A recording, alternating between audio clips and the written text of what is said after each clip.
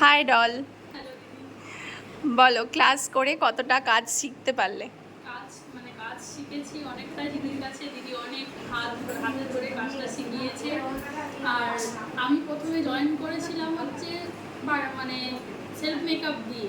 আমার ওটা খুব ইচ্ছা ছিল সেলফ মেকআপটা শিখবো, দুর্গাপুজো থেকে শিখেছিলাম। গত বছর, এবছর, আগের বছর? আগের বছর।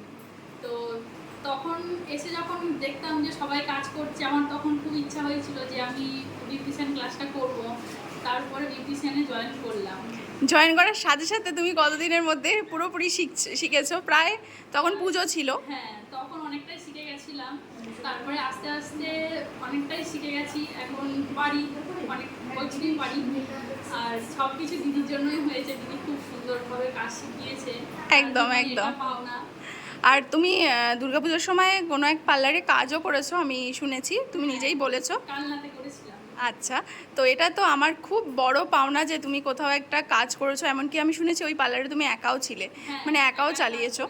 তো যাই হোক, এটাও একটা বড় পাওনা যে তুমি নিজে কিছু করতে চাইছো, কারণ সচরাচর কাজ করে যে কোনো কেউ অন্যের আন্ডারে কাজ করে ঠিকই, কিন্তু নিজে যে কোথাও গিয়ে কাজ করা, এটাও কিন্তু নিজেরও অনেকটা থাকা চাই।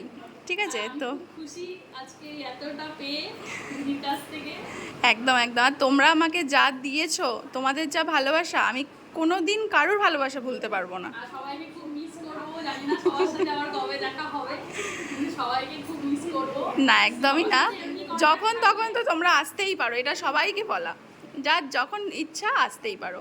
তো আগামী দিনে চাইবো অনেক অনেক ভালো কাজ করো, নিজেদের পায়ে দাঁড়াও। তো এইভাবে এগিয়ে চলো। টাটা।